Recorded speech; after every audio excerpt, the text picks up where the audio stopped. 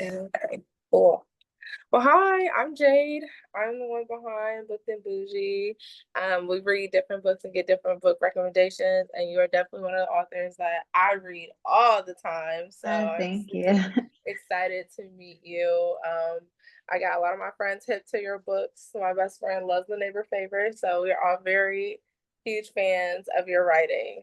Thank So you. super excited and super excited for the new release coming out. Can you tell us a little more about that one? Yeah, so Heartsick is my next YA book and probably my last YA book for a while. And it's about two teens who discover that a company who made a pill that can make you fall in love. The pill is actually pretty dangerous. And so they are working together to expose the truth about this pill, but they also are exes. So they have to overcome a lot of their own feelings about their breakup along the way, too. Oh, that sounds good. That's a, I feel like anything you write, I'm gonna read. Like I don't Thank even you. care. I don't care what it's about. Like I'm literally gonna read it. So you can write about anything, and I'm gonna read it. So you're always gonna get a read from me. Thank you. Okay, so just a little background on you. Like, who are you? When you're not writing. Like what does a soft day in the life of you look like? Oh, that's a good question. I What do I do when I'm not right? I feel like that's all I do anymore. I really love going to the movies. I'm a big movie theater person. Growing up, I think my parents always took us to the movies a lot, and so that's still something that I do. So I try to be intentional about seeing movies that are character driven because I think right now we're in this stage of superhero movies and action movies. Yeah. Though we're not just action, but like IP franchise. And Yeah. so I'm just kind of sick of it a little bit. And so Am whenever too. I am too. I'm just over it. And so whenever I see something that's in theaters that isn't just about people, I miss rom-coms being in theaters. Yeah, me Uh, too. so the other day, we saw this movie called Love Brooklyn with no, now I'm gonna DeWanda Wise and Nicole Bahari, and I believe the actor's name is Andre Holland, but it was like a love triangle. And I was like, I love this. I want to come to a Yeah, theater and right. just watch this. You know Right. what? I'm so glad that because of streamers, we can watch different kinds of. I feel like most romance Yeah, movies go to yeah. those, and you can watch in the comfort of your own home, which is great. But I wish more romance movies got the theater treatment because I want to go and see it on a big screen and drink my Dr. Pepper and my snacks. Right. Eat my cookie dough little bites, Yes, yes, get yeah. my popcorn ready to watch a rom-com. No, I definitely agree. Like I'm a horror girly myself. I love horror Mm, movies.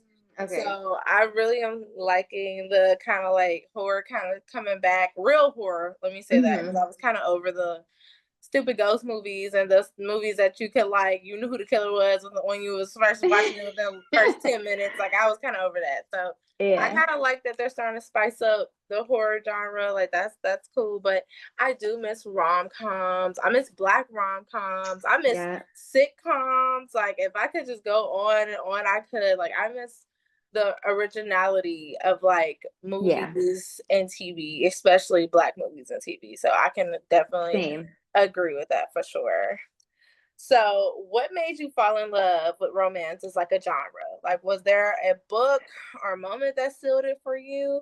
I really don't know. I've always loved it, even in high school, or I always just loved romance movies, and they were the ones that I would watch over and over. And when I got to high school, I started reading YA, and I started reading an author named Sarah Dessen who writes YA romance. And I read all of her books, and I started reading books similar to that. And at the time, I was in high school from the years of 2006 to 2010. And there were not contemporary YA rom coms or romances Right. about Black people, written by Black people. And so I was reading a lot of those books and being like, I really love these stories, but I wish that they were about Black characters. And so I guess maybe in high school is when I started reading romance, but for as long as I can remember, the kind of movies that I liked to watch were romance movies. I just Yeah, think I've always been fascinated or intrigued by people falling in love and why they fall in love and yeah, those stories. Yeah. yeah. I always love, I don't know if you've ever seen the show Black Love. They used to come on OWN.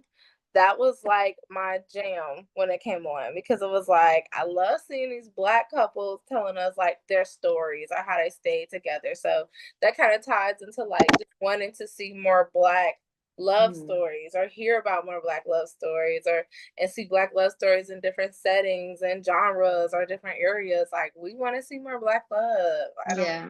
I love love, but I love black love, like Yeah. I want to see more people look like me be in love and talk about the things that they had to go through Mhm.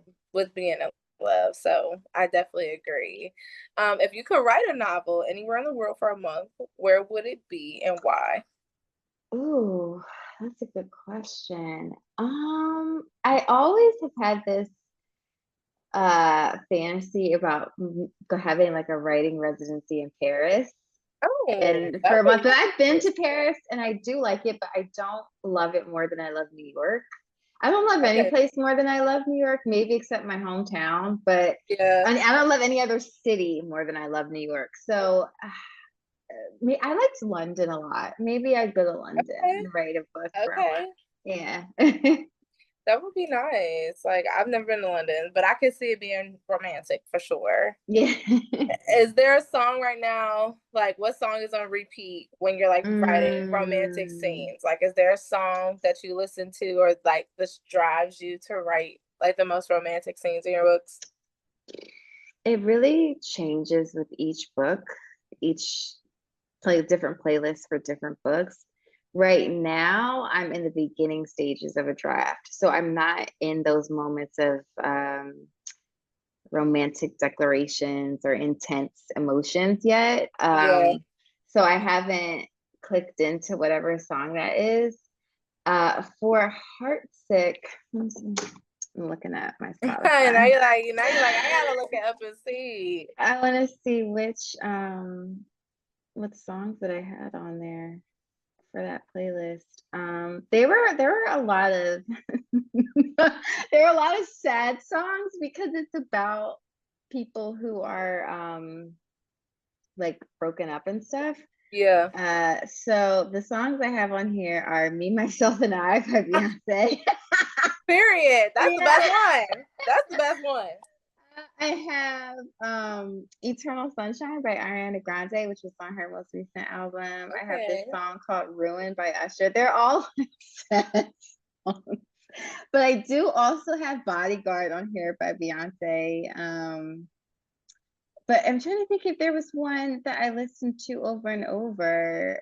I did listen to Eternal Sunshine a lot because, the whole concept of that album was a kind of Eternal Sunshine and Spotless Mind movie. And the book, Heartsick, sort of reminds me of that movie. So that was actually a song that I listened to a lot over Okay. and over, but not for.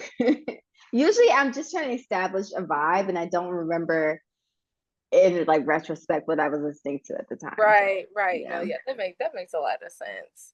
So, I've been doing a Green Sisters series. So I Mhm. really honed in on the Green Sisters over the summer, and I was super excited Okay. because I loved rereading the books. And the partner plot reminds me a lot of my life right now, honestly. But we're not Really? gonna get it's spooky, scary. I was reading it like, this is a little too relatable. Put the book down. Are you like dating an ex? I am. Yes. Wow. So I It's think going that was well? it is. It Okay, is. good. Yeah, Good. it is. It is. But like the whole like high school sweethearts, the cattiness, how they were kind of with each other, it was very Yeah. relatable. So I was like, I like Wow. this. JK, no, I don't. Let me put this book down. Wait, I love that. Yeah, no, it definitely gave those vibes. So that's why the partner plot out of all will be my favorite because it definitely like Okay. that was my book for sure. Like Oh, that I'm book. so happy to hear that.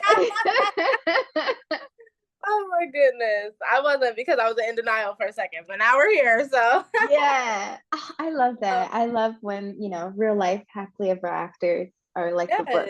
yes, yes, for sure, for sure. So what would you say like inspired like the neighbor favorite? Like how did Mm. Lily and Nick's story like come to life? So I read a ton of historical romance, and that's how I got into reading adult romance novels, was through historical romance. And there's a trope called the epistolary trope, which is before it was letter writing, people falling in love through the written word. And a few of my favorite historical romance novels use that trope. And I was thinking I would love to do that, but for modern day, and because I love historical, but I don't think that I would write it, at least not Yeah, right now. I wanted to write contemporary, and I was like, I didn't want it to be texting because I felt like that was too short form. I wanted them to be able to send long paragraphs back and forth to each other. So I was like, okay, well, emails make sense. Um, that was so and cute. yeah, thank you. And at the time, I was working in book publishing, and I just used a lot of things from my own life for Lily and Nick's careers, and yeah, just kind of went from there. They Okay. originally they did not work in book publishing. Lily worked for a magazine publisher, and I forget what Nick's job was, but I realized that their job, he was the creator of a TV show that she liked, and I Yeah, realized that I wanted their careers to be a little more intertwined with each other, and so that's when yeah. I switched it to the books, and she was an editor. Um, but yeah, so that I came up with the concept of the series at like I was working on the series concept, each sister and their stories, and uh each one ended up changing a little Yeah, bit. yeah. I actually started with Violet and Xavier's story first, and it was Okay. very different. It was still Very, marriage with convenience, but they were not high school sweethearts. yeah. They got married so that he could access a trust fund. Right, right. And I was working on that version, but something just was not clicking. And then I was more intrigued by the dynamic between Lily and Nick, so I started writing that first, and then I, Okay. went from Yeah. youngest to oldest. Yeah, I thought that was like really unique, like with the stories. They really intertwined Mhm. naturally. So I really loved that. That was like my favorite thing of the series was like Oh, how they thank you. really dissected each sister. Because I think people, and I don't know if you have sisters, but I am the oldest out of my family sibling group. Mhm. So I think when you and I have a little sister, I love her, but I sometimes want to choke her. But when you have like a sister, no one will understand those different dynamics, right? You guys are gonna have different relationships. You guys are gonna be different personalities, and that's what Mhm. I really love that you did in these books was you really highlighted their personalities, their differences that kind of show why their love lives ended up so differently than each other. So I really like that. Yeah. Sure. Thank you. I am the youngest of four, and I have three older brothers. Oh, So okay. it was writing about sisters, I think, was more inspired by my friendships. I've been best Yeah. friends with some of the same girls since I was like 5, and we all lived down the street from each other. Same. Okay. So it was more so what I got out of those. I mean, to be a sibling is to be a sibling. Each person has their Right. different Right. role in Right. the family. So I definitely took inspiration from my own life in that way. But the sisterhood aspect of it came from Yeah. Yeah. best friends. Awesome. Awesome. Well, that kind of rolls into my next question. We love a Mhm. bookish main character. So, like, what Mhm. was it writing Lily like as a romance lover?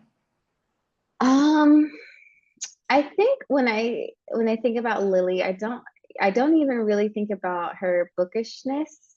I think more about her.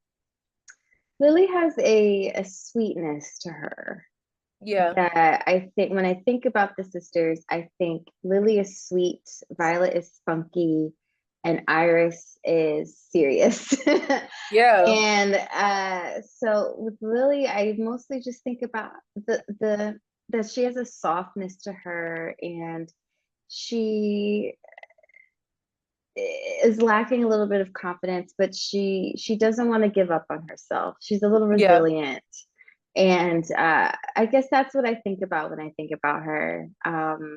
And then I think about, oh, she's bookish. She loves the escapism. She prefers a book over, reading a book than going out and having a conversation. Yeah, Because I yeah, think that a lot of people can relate to that. for sure. And yeah, so that's what when I think about her, I mostly think about her sweetness. Okay, okay. Without spoilers, so let's say someone has never read the love Mm, lyric. What is mm. something that readers could expect from the love lyric? Oh, if they've never read it. Well, it's about a single mom who is a widow. She's a young widow. She's 32, and her husband passed away 5 years ago, but she feels ready to start dating again. She has a very specific idea of the kind of man she wants to date. But the person she ends up falling in love with is a famous singer, which was not on her radar. Yeah, Yeah, that's what that book's about. yeah, yeah. Which, by the way, I love the love lyric. So I love Thank all the you. books, but love lyric was so cute. Thank you. So now we're gonna kind of talk about what your process might look like when as being like a writer. So Mm, what does your writing process look like? Like, do you outline or do you vibe it out? Like, how do you write these amazing books? thank you. I wish I could vibe it out. I don't know how to do it. I am way too type A to vibe out on almost anything. But especially not with books because the the kind of career that I have now, I'm contracted. So it means I sell an idea before I start writing it, which means that Mm, in order to get paid, I have to hand it in by a certain date. The longer I take to write the book, the longer it takes for me to get paid. And I don't like playing around with my money. So, okay. Girl, don't. but also just, from a career perspective, I really want to be prolific. I want in 10 years from now, somebody to randomly come across one of my books and they're like, oh, I really like that. And then go to my website and see that I have so many other ones that they could read Yeah. too. And so I say that because I outline pretty heavily. Majority of the time I have a full synopsis written because I have to share that with my agent and my editor so they can give me the okay to write the book. And then I take that synopsis and I put it on a plot arc. And then from there, I usually try to write up to the inciting incident, which is whenever the plot takes off. And then from that point, I try to do a chapter by chapter outline. So that way I roughly know how many chapters I'm going to write and then I put it on a calendar to see what chapters I'm going to write what day. And it always ends up changing. Different characters end up taking on lives of their own. And then different things come up where I'm like, oh, wait, I think I need like extra time on this certain section. But it gives me a rough idea of when I'll be done because I like to revise a lot on my own before I send in my drafts to my Yeah. editors because I don't like feeling like there are too many cooks in the kitchen. I like to get my vision in place as firmly as possible. So I do all of that to assure that I will get my draft in on time. So yeah, I'm a pretty heavy outliner. Okay. Okay. Ain't nothing wrong with that. I could probably be the vibe it out because I just can't.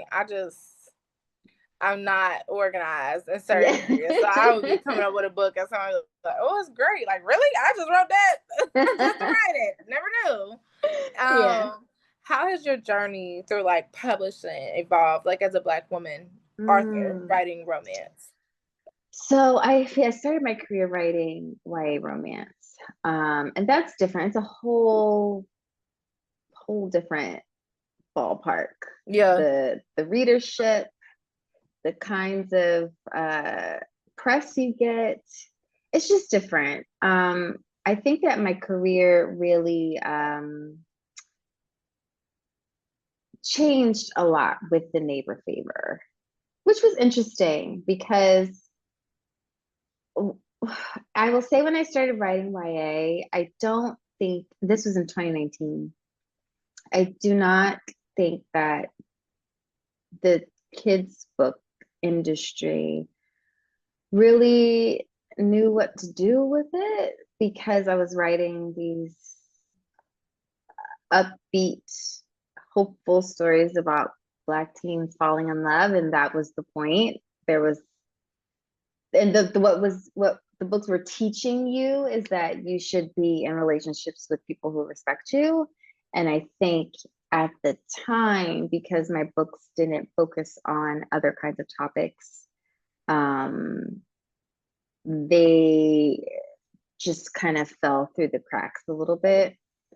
And when I started writing The Neighbor, or I wrote The Neighbor Favor, and my approach to writing YA versus adult isn't different. Just a 28-year-old is going to think and act differently than an 18-year-old, right? Right, So like the right, character drives the book, but my intention is always the same, which is I want to write a heartfelt, hopeful love story featuring either a Black woman or a Black teenager, right, And right, so right. my intention is always the same. But what was so interesting about The Neighbor Favor is that it's doing the same thing that I had been doing, but because I was in the adult space, I no longer had those certain expectations on me that I think were put on my books in the YA space. And so, because people come to romance because they want to read about people falling in love. That's why they come to reading a Right, romance book. They right. want to read something that's going to make them feel good and hopeful about life and about love. And that's what they want. That's what they come there for. And so then The Neighbor Favor just really changed the trajectory of my career, honestly. And I just always think it's kind of funny because I didn't do anything differently. It's just I was finally in the right arena with Yeah, that put me yeah, in front of the audience that I needed to be right, put in front right. of. And so that was like an interesting thing to learn. Um, yeah. It's just that Yeah, when you start out, you kind of just you have these ideas about where you want your career to go or how you think things should happen. right. Um, and I worked in publishing, so I had an idea of what things could look like. Right, right. But you just kind of never really know. So many things are out of your control. And so I think over the years, I've just learned to focus on what I can control. And ultimately, that is writing the next book and making sure that's what I'm focusing on the most. So I would say that maybe is the biggest lesson is just to focus on what I'm doing and to stay on track with that. Because I think that if you get too caught up in what other people have going on or what else you see going on or trends or things like that, Yeah, it can distract you. it'll So you knock you kind off of, the game. Yeah, yeah, for it sure. can. So I think just knowing your why, like knowing your Yeah, intention of for why it sure. is you do what you do, that and remembering that is what is most helpful. So important. Correct. I agree. And I know we're talking about, evolving as a Black woman Mm-hmm. author. So, any advice for aspiring Black romance authors trying to break into Mm-hmm. the industry? What I would say is write the book that only you could write. And that may sound like, what? But we're all different people, right? We all have different experiences and different lives, and we bring those experiences to our work. And so focus on writing the book, focus on telling the story that only you could tell. And just believe in yourself, I guess, and to keep at it. And the other advice that I always say is to read a lot, be constantly reading about what's publishing now, maybe what's published 5 years ago, decide what you do and don't like about it. Because being well read, I think, is the best thing that an author can be, because the more Yeah, you read, the better writer it is that you become.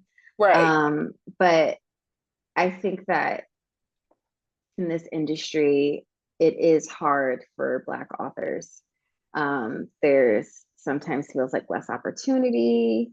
I always think of this quote, and I'm pretty sure it's Viola Davis who said it. I can't remember in what context she was saying, but it was something to the effect of the difference between black act. She's talking about actresses. The difference between black actresses and white actresses isn't talent, it's opportunity. And that is Yeah. often true when it comes to book publishing. So I think it can be hard to have that knowledge while you're trying to work on something creative. Yeah. It can sometimes that negativity can work against you if you let it. But I guess the biggest thing is like there's a huge audience of readers who want to read black romance, Yes, it is. and so I think about myself. I am a part of the audience that I'm writing for, and Yeah. I know if I want to read the books, there has Right, to be right, at right. least 10 other Yeah. people out there who want to read it too. Absolutely. Every Yeah, time I'm looking for a book on Kindle Unlimited, I put black this, black that, yeah, or black romance. There's a huge audience who wants to see right. black And romance books. exactly. And so just to remember that there are people who want to read your books, and just to Absolutely. not let the negative things about publishing get you down, because then otherwise none of us would be here. No So if here. yeah, so if you just kind of have to keep going and believe in yourself and believe in your stories, and that you bring a unique quality to whatever book it Yeah, is that you write. for sure, for sure. Great advice. Great Thank advice. you. Great advice. So, what would be 3 books that you would put in your Soft Black Girl starter pack? Go. No, whenever I'm asked this question, I'm like, book, what's that? Go. Okay, I'm looking at my bookshelf. So, okay, soft girl. So, soft girl, like this. So, does it have to have the content of the book has to be soft? No, like I feel like my soft girl books would be like some hood bangers, low key. It just Okay, okay. So, I depends on what we're would doing. say, okay. All right. So, I would say definitely 7 Days in June. That's one of my favorite books of all time. I That's would to be read. say, Destiny's Surrender by Beverly Jenkins, the historical romance novel. Oh no. You know what? Two. Okay, two. Two recent books I read this year that I really, really loved. One is called August Lane by Regina Black, and the Okay. other one is No Ordinary Love by Maya Ariel. I would put those Okay. Okay. Have to check those out. I'll have to check those in. out. And do you have any fictional crushes, book or TV or movies? Oh, that's a good question. I really I really used to like what is Michael B. Jordan's character's name in Creed. What's his name? Adonis Creed. Yeah, I liked him a lot. Now I'm trying to think. Books. Uh I mean, you know what? don't I don't even know. Maybe because I'm a writer, when I'm reading a book, I'm like, wow, they are so perfect together. I don't necessarily yeah, picture them for that's myself. true. Yeah, I'm kind of the same way. Yeah, Yeah, so like yeah, fictionally, I can't really I'm the think of same way. one. But movies, I that's the one that most recently comes to me. Is I know I was really obsessed with him in those Creed I was movies. obsessed with him in Sinner's Child. I was Yeah. like, you told me it's two. I would have been acting a fool up in Which one did Sinners. you like better? Smoke, Was he smoke, the one who was smoke. he's like the more of like a troublemaker kind of? He was the one that was like with Annie, the one that was kind Oh, of more okay, the more standing on serious business. one. Yeah, the one that stood Okay. on business. Yeah, Yeah. I Oh, need that. I need that. I ain't I gonna. liked both of them. I feel like part of me would have wanted at first Stacks because like he's like funny and like Yeah, I like a good yeah, sense of humor. But then thinking long term, yeah. Long you'd term want guy. Smoke because he's Yeah. like a long term partner. Mhm.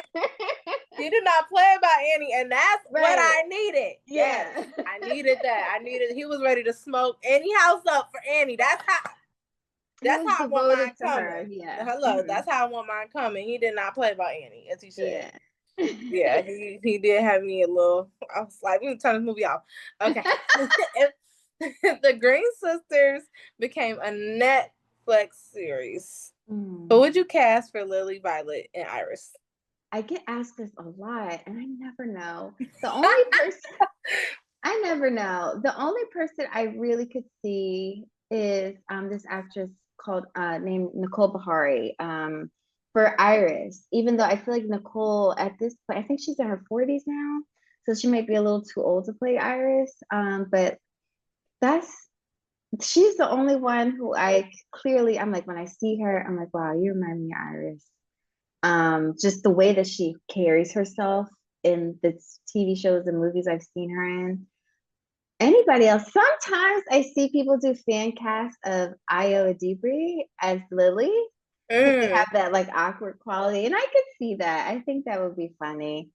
Um, you know what? I think somebody who has a lot of range is Kiki Palmer. I could see her You being any of them. do you know that it's so crazy to say that because I was literally about to say I can see Kiki Palmer being Violet for sure. Like Yeah, I can yeah, see I could, Kiki yeah. Palmer as Violet all day long for sure. Yeah, I could see. I definitely see her as Yeah, Violet the most, but I think she has a lot of range. I could see her as yeah. Lily or Iris I too. could see her as either or. Yeah. Yeah. That is so So, funny you said that because I was literally about to say I see Kiki Palmer for that. Yes, yeah. for sure. For sure. What's a fun fact readers don't know about you yet? Ooh, a fun fact. That they don't know. I don't. I mean, I know I'm trying to think. And she's like, What? Like, Do I want y'all to no. know? So I I was trying to think of something interesting know. to say. I don't know if this is like maybe something people don't know. I think if people follow me, they probably know this, but I'm a huge Beyonce fan. Okay. Whenever people are like, if you could talk about anything for 10 minutes straight, what would it be? I'm like, oh, Beyonce. Like, starting in Destiny's Child days, I could just tell you so many things about her. Right, right. But I talk about her a lot. So I don't know Okay. if like people who like read my newsletters and stuff, I don't think that they would be surprised by that. Something that would surprise people. I really now I'm trying to think of anything like cool things about me that people don't know. I mean, I did ballet for when I was younger. I was a dancer, but I think I also have talked about that before too. Okay.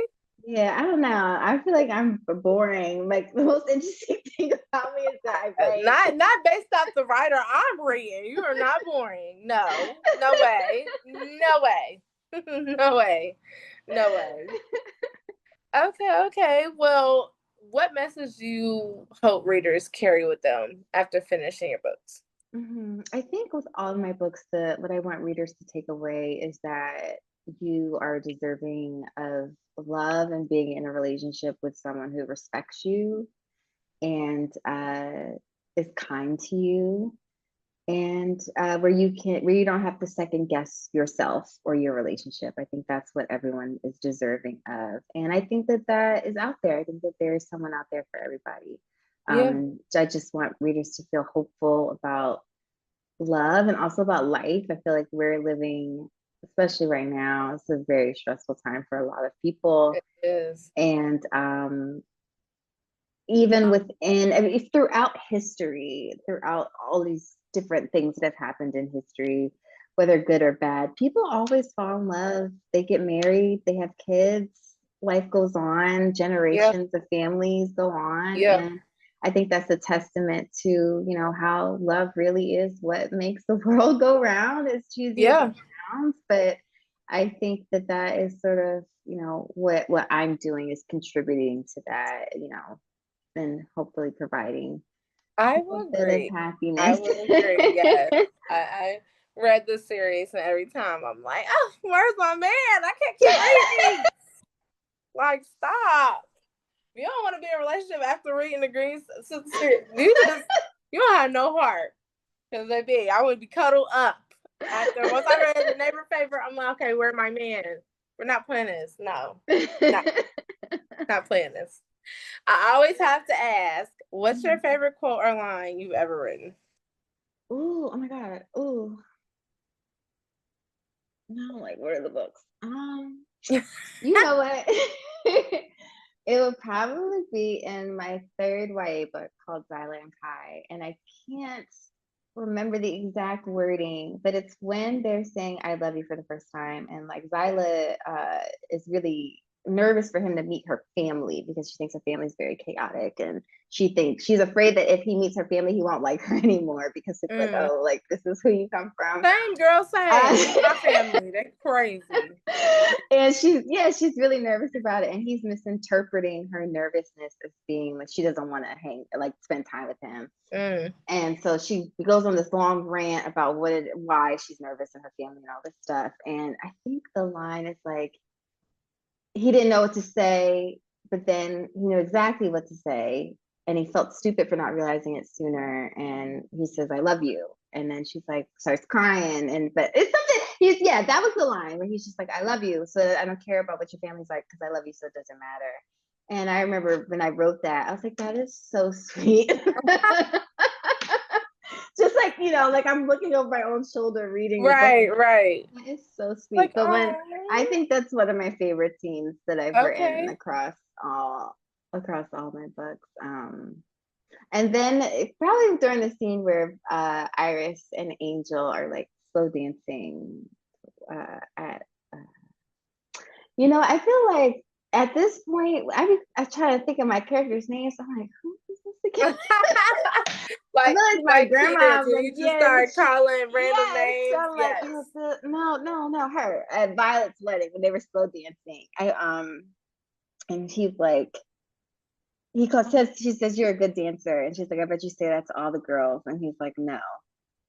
It's like very simple, but it's letting her know like, no, he doesn't do this just with Yeah, like I anybody. love me a good reassuring man. We love a Yes, reassuring man. And yes. sometimes we just need that. I feel like, but that's a common theme in Black women. I think Mm-hmm. sometimes Black women just need to be reminded that they're loved for who they are, not what they're bringing to Mm-hmm. the table, not what they can do for them, whatever the case may be. We just need that good reminder of like, no, I don't need you to Mm-hmm. be like the perfect or the perfect. I love you just like you are. Like I think the Exactly. reminders in the novels are like so subtle, but like like yes, that's what we need. We just need a man to tell us he Exactly. love us. Period. Love it. Love it Mm-hmm. now. Love it. Thank you. Kristina, I am so happy I was able to meet with you today. I'm happy you were able to answer all my good questions, nice and detailed. I know my viewers, and everyone will be able to love to hear what you have to say. And let us know what you're coming out with. Let us know your next book when it's dropping. Okay, first, thank you so much for having me. I loved your questions. I'm so Oh, glad we got to thank talk you. today. Yes. What's next? Now I'm getting my brain like, Uh-oh, see, you picking up the kids again.